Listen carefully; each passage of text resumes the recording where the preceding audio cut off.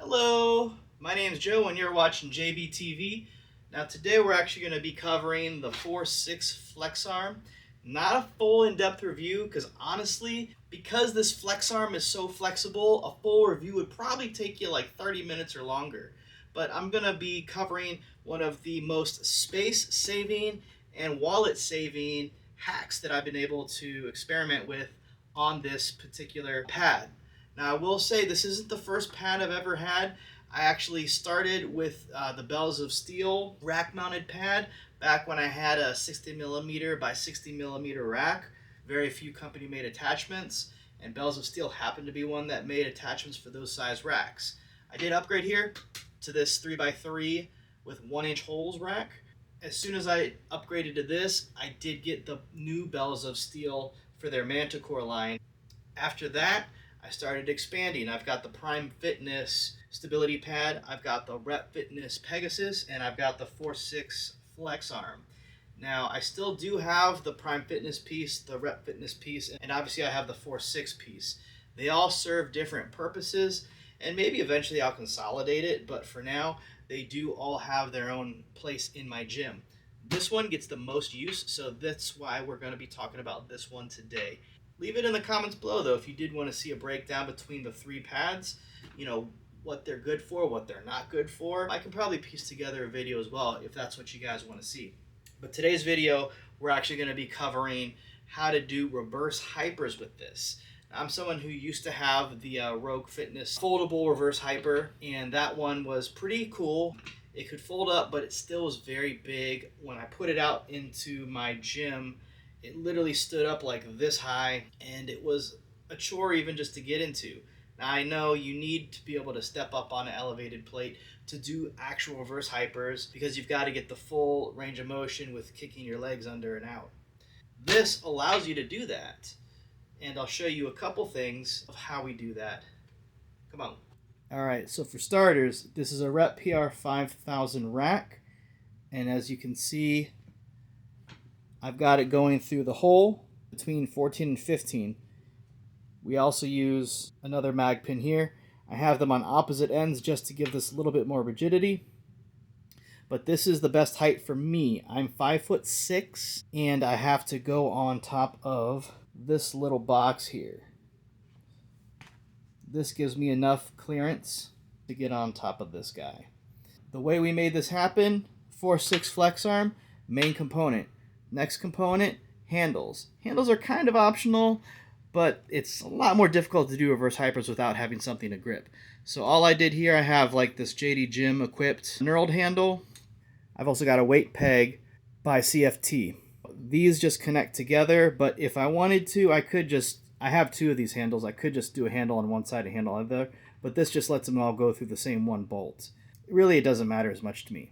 Cable system wise, we have Rep Fitness Athena. For this type of movement, you are going to want a cable system, although if you have things like monkey feet, you could still do weighted reverse hypers, and even if you didn't have monkey feet, you could still do non-weighted reverse hypers, and it still feels good even doing body weight, just to get that back really warmed up. So we have the cable. Now if you look, this right here is another cable. This cable goes all the way down. You follow it all the way down, and it wraps around to there. This piece right here is what's going to strap on to your ankle straps or whatever type of straps that you're using to essentially clip the weight stack of your functional trainer to your ankles to give you that weighted resistance. This did not come with the Rep Athena. This is just like a little pulley, maybe like $20 or so off of AMAZON. I'm spelling out that word because whenever I say it, it triggers all of my little Alexa devices because I use that as the wake word. I didn't have to use up any extra holes on this upright. If you look, the way that the Athena, or really a lot of cable systems are set up, you already have your plate here. So now I have a plate on top of a plate. This plate on top of the plate is just for the pulley system. So what's nice here is I didn't have to lose any extra holes or any rack storage. It's literally just on the same plate that attaches all my uprights together. The key piece of why the Force 6 Fitness Flex arm works, try saying that 5 times fast, is this right here. You've got the cable, comes down, and threads right through. If you can see that, and actually every single piece is like a hole. Every single piece, you can see that. It's everything. What I've found through trial and error, this is the best hole to use. It's the biggest, the deepest, because what you're going to happen is this ball here. See that ball? That ball is going to come and get pulled down to this hole. Now my first hole I used was this one. Not every hole is a good hole. This one, what actually happened is this would take the cable here and it would essentially pull it back to go down this hole. So this was actually gave the least amount of ROM, and the cable was basically rubbing against this bolt. This one right here, pretty similar. It's slanted down, so you're not going to get as much of a range of motion, and the cable will rub this part right here, which it is rounded, but this type of friction is going to eventually fray your cable. But this one's the Goldilocks hole. This one was just right because it's deeper, it's bigger, so the ball actually can go down the hole a little bit and it comes out the other side. Other adjustment points to keep in mind: the seat. This particular section of the video has been reshot due to somebody stating how my previous video was too close and it would give them a headache.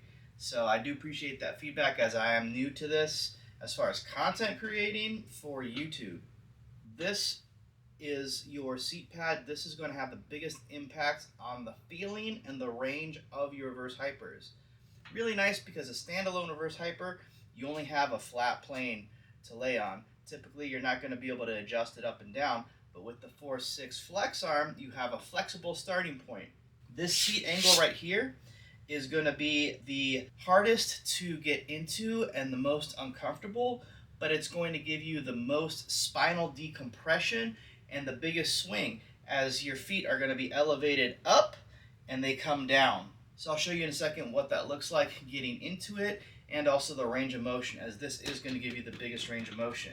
If you're looking for a standard reverse hyper angle, you would want a flat seat. So we're going to look at there.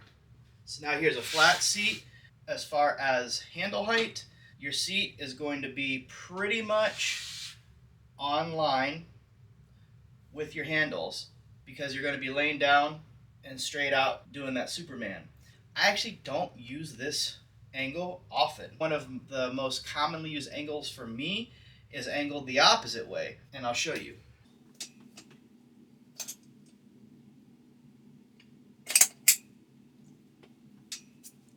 So now this angle right here, this is going to be your most comfortable angle. It's easier for you to hop up onto this pad. Now you do get less range of motion. However, sometimes you just want to be comfortable. And at the end of the day, most people, we're not doing reverse hypers for like straight up gains. We're doing it to like decompress our spine. We're doing it as like a prep for our squats. Some people are doing it for rehab.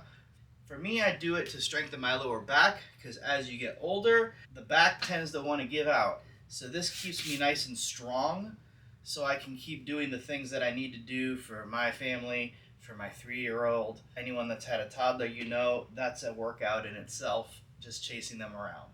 And last but not least, I did want to give credit where credit's due, because I did get the idea of utilizing the holes in this Force 6 flex arm with a cable system to do reverse hypers from Kinsey over at Capex Training. She put it in the Home Gym Facebook group. I saw it, I thought it was really cool, and I thought, what ways can I build on that idea to make it work for me in my space? And that's when I started messing with all the different heights of the arm. I started messing with the angles of the arm, and then I got that little $20 AMAZON pulley. And that pulley's been awesome because I can use that not just for the reverse hypers, but I can also use it for all kinds of other movements as well, since that pulley down there is down at the bottom 4 holes of my rack, as opposed to the Athena, where that trolley will start at the very lowest point 5 holes up. Those 4 holes do make a difference as far as getting that extra range and getting that extra pull. I do gotta give a shout out to Kinsey for the reverse hyper idea, and from that I've been able to probably add about 3 or 4 other quality movements with just the combination of the low pulley and the 4-6 flex arm. But that about does it here for this week's video.